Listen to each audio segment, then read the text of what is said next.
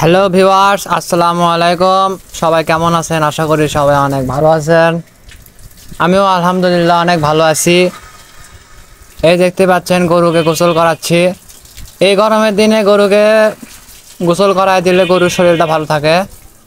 আর গরু মোটা তাজাকরণের জন্য একটু খাবারের পরিমাণটা একটু বেশি করে দিতে হবে।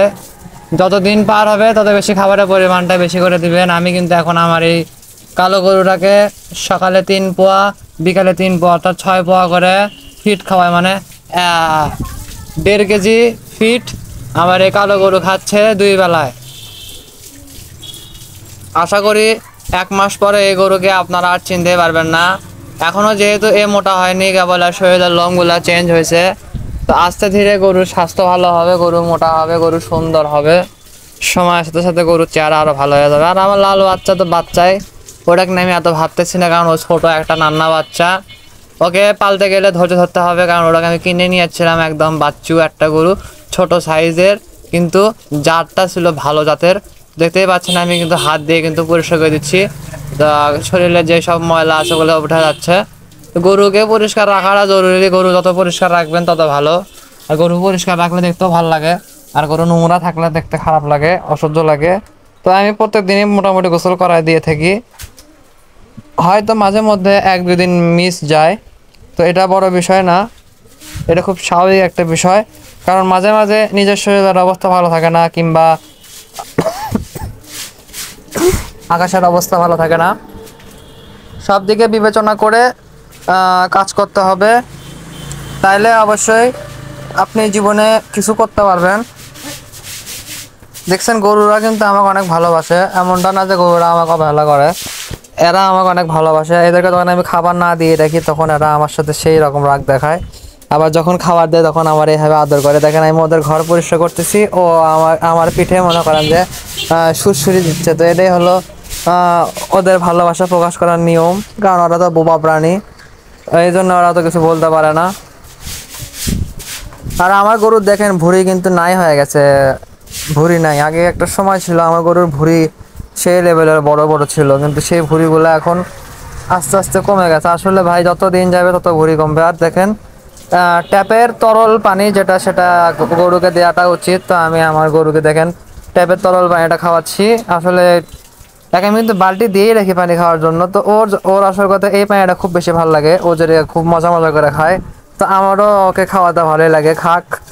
কারণ এই আমার লাইফের ফার্স্ট একটা গরু, খুব ভালোবাসার আদরের গরু। আমার জানা নাই এই গরুর ফিউচার কি হতে পারে, তবে ভালোবাসার খাতিরে যেহেতু কিনছি, অবশ্যই এর ফিউচার অবশ্যই ভালো হতে পারে। তো আসলে কথা এইভাবে পানি খাওয়ালে পানির একটু অপচয় হয়, তো অপচয়কারীকে তো আল্লাহ তাআলা ঘৃণা করে। তো যতটুকু পারছি ভালোবাসার খাতিরে দিছি। এখন আমি ঘরটাকে সাফ করে নেব। সাফ করে নেওয়ার পরে আমি গরুদেরকে অন্য কোনো কিছু করতে হবে। আর গরুর দেখেন, গরুর কিন্তু চেহারা আগের তুলনায় অনেকটা চেঞ্জ হয়ে গেছে, সুন্দর হয়ে গেছে। আর আমার লাল বাছুরটাও কিন্তু অনেকটা চেঞ্জ হচ্ছে আস্তে আস্তে। লাল বাছুরটা মেন কথা প্রথমে লম্বা হবে, তারপর গায়ে মাংস লাগবে, কারণ মায়ের দুধ তো একটাও পায়নি। আমি কিন্তু মা মরা বাচ্চা কিনে নিয়ে আসছি দুইটাই। দেখেন আমার কালো গরুর ব্যাক পার্ট কিন্তু আগের তুলনায় একটু মোটা হয়েছে। তো এই 2 সাইড কিন্তু আসলে থলথলা হয়ে যাবে। তো আসলে অনেকেই বলে যে গরু কিনে নিয়ে আসার 1 মাসের মধ্যে গরু মোটা করা সম্ভব। তো আসলে ভাই তারা মুরগির ফিড খাওয়ায় গরু মোটা বানায়, কিংবা এই এসিআই কোম্পানির ফিডটাই অতিরিক্ত পরিমাণের খাওয়ায়, হাই রিস্ক নিয়ে। তো আমার এত রিস্ক নেওয়ার প্রয়োজন নাই, আমি ভাই অল্প অল্প করে খাওয়াবো, আস্তে আস্তে পরিমাণ বাড়াবো, পর্যায়ক্রমে এই খাবারটাকে আরও বেশি করে খাওয়াবো, তাহলেই হবে। আমার অত কিনে নিয়ে আসার 1 মাস 1 সপ্তাহ পর থেকে যদি আমি কেজি কেজি যদি এদেরকে খাওয়াই, হ্যাঁ মোটা হবে ঠিক আছে, কিন্তু যার কাছে বিক্রি করব তার কাছে যখন বিক্রি করব তখন তার বাসায় যে গরুটার ক্ষতি হতে পারে, গরুটা মারা গেলে আমার অভিশাপ দিতে পারে। দরকার নাই মানুষের ক্ষতি করা। গরু যে রকম আছে থাক, অত চাপ নিব না। গরুর চেহারা কিন্তু দুটোই মাশাআল্লাহ অনেক সুন্দর হয়ে গেছে। আমার লাল বাচ্চাটা কিন্তু ভাই ক্রস, শাইওয়াল ক্রস একটা বাছুর, আমাদের দেশি গরুর পেট থেকে এর জন্ম, আর কি এটা বোঝা হয়ে গেছে। তো এই জন্য এটাকে আমার নিয়ে আসা। আর গরু কেনার সময় গরুর মাথা যদি ছোট হয় তো সেই গরুটা কিনবেন মাথা ছোট, নাভি কম্বল, মানে নাভিটা একটু বড়, গলা কম্বলটা বড়। তো আসল কথা আমার ছোট বাছুরের কিন্তু নাভি কম্বলটা একটু ছোট, মানে নাভিটা একটু ছোট, কিন্তু গলা কম্বলটা মাশাআল্লাহ অনেক সুন্দর। তাই আমার গলা কম্বল আর হলো ওর মাথা কাটিং দেখে ওকে নিয়ে আসছি যে আসল কথা এটাকেও যদি আমি পালন করি তাহলে এখান থেকে আমি একটা ভালো প্রফিট পাবো। আর আমার কালো যে বাছুর দেখতে পাচ্ছেন, আমি ফার্স্টে ভাবছিলাম যে আমি কালো বাছুরের মতনই আরেকটা বাছুর কিনবো, কিন্তু আসলে আমার কাছে টাকার পরিমাণটা কম ছিল, যার কারণে আমি নিতে পারিনি। আমি এই জন্য ওই বাছুরটাকে কিনছি। তো আল্লাহর রহমতে দুইটা গরু আমার বাসায় সেট আপ হয়ে গেছে, খুব ভালো আছে, যত্নের সাথে রাখছি। এখন আল্লাহ যদি আস্তে আস্তে বরকত দেয় তো একটা সময় এখান থেকে আমি ভালো একটা প্রফিট পাবো মনে করি, আর না পাইলেও সমস্যা নাই। তবে শখ আছে দুই গরু। আমি করবো, একটা বুদ্ধি করছি, কুরবানি ঈদের পরে 15 দিন পরে আমি দুই গরুকে একটু হাটে নিব, জাস্ট দেখার জন্য যে কেমন দাম হয় বর্তমান বাজারে। মানে এটা জাস্ট দেখতে হবে, কম হয় না বেশি হয় বিষয়ে ধারণা লাভ করতেই হবে। কারণ অনেকেই বলে যে সিজনাল টাইমে যে সময় যে গরু বিক্রি হয় সেই সময় সেই গরু তুললে দাম পাওয়া যায়। তো আমি দেখবো এই গরুর দাম কত পাওয়া যায়, পাবলিক কত দাম বলতে পারে। আমার তো টার্গেট, আমার ছোট গরু আমি 60,000 টাকার নিচে বিক্রি করব না, আর বড়টা আমি 80,000 নিচে বিক্রি করবো না, এটা আমার টার্গেট। এখন সময় হলে বুঝতে পারবো যে আসলে কি। আর আমি একটা কথা বলি, এই গরুগুলোর বয়স কিন্তু খুবই কম, মানে এত হাই পার্সেন্টেজের বাছুর যে এরা এই অল্প বয়সে মোটামুটি ভালো বড় হয়েছে। এরা যদি এদের বয়স যখন 8-9 মাস হয়ে যাবে তখন এদেরকে আপনারা চিনতে পারবেন, এদের চেহারা অনেক সুন্দর হবে। শুধু চেহারা না, এদের শরীর স্বাস্থ্য অনেক ভালো হয়ে যাবে। তো গরু কেনার সময় আপনারাও এইরকম কোয়ালিটি কিংবা এর থেকেও ভালো কোয়ালিটির গরু কেনার চেষ্টা করবেন, এবং দালালদের খপ্পর থেকে দূরে থাকবেন। দালালেরা খুবই খারাপ একটা জিনিস। দালালেরা আপনাদেরকে কেনার সময়ও ঠকায়, বিক্রি করানোর সময়ও ঠকায় দেয়।